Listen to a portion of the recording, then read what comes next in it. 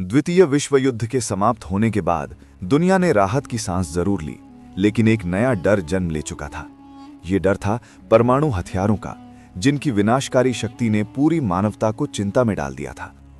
1945 के बाद जब दुनिया ने परमाणु हथियारों की ताकत को देखा, तब लोगों को यह समझ में आने लगा कि आने वाले समय में युद्ध पहले से कहीं ज्यादा खतरनाक हो सकते हैं। इन हथियारों की शक्ति इतनी अधिक थी कि कुछ ही पलों में पूरे शहरों को नष्ट करने की क्षमता रखती थी।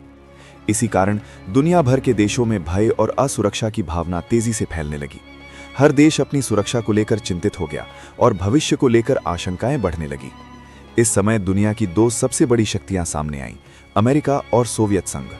दोनों देशों के पास मजबूत सेना, उन्नत तकनीक और बड़ी आर्थिक ताकत मौजूद थी, लेकिन अब उनकी सबसे बड़ी प्राथमिकता बन गई थी परमाणु हथियारों की शक्ति हासिल करना और उसे और मजबूत बनाना।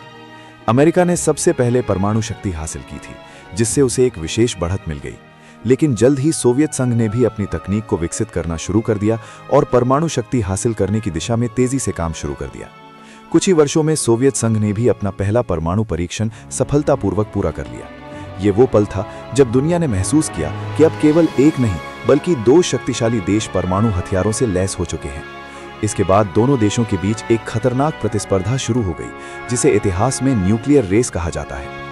इस प्रतिस्पर्धा का मुख्य उद्देश्य था अधिक से अधिक शक्तिशाली और आधुनिक परमाणु हथियार बनाना। समय के साथ दोनों देशों ने अपने अपने हथियारों को और अधिक शक्तिशाली बनाना शुरू कर दिया। नई तकनीकों का विकास हुआ और वैज्ञानिक लगातार ऐसे हथियार बनाने में जुट गए जिनकी शक्ति पहले से कहीं ज्यादा हो। हर नई खोज के साथ खतरे की संभावना भी बढ़ती चली गई।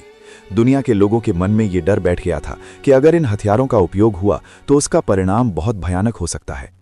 इस प्रतिस्पर्धा का असर केवल अमेरिका और सोवियत संघ तक सीमित नहीं रहा। दुनिया के कई अन्य देशों ने भी अपनी सुरक्षा को मजबूत करने के लिए नई योजनाएं बनानी शुरू कर दी। कई देशों ने सुरक्षा अभ्यास शुरू किए, लोगों को आपात स्थिति से निपटने के तरीके सिखाए जाने लगे और हर जगह सतर्कता बढ़ा दी गई। हर तरफ एक अनिश्चितता और भय का माहौल बन गया था, क्योंकि कोई भी नहीं जानता था कि यह प्रतिस्पर्धा कब और किस दिशा में मुड़ सकती है। समय के साथ ये न्यूक्लियर रेस दुनिया के इतिहास का एक महत्वपूर्ण अध्याय बन गई। इसने ये दिखाया कि शक्ति की होड़ किस प्रकार पूरी दुनिया को असुरक्षा और भय की स्थिति में डाल सकती है।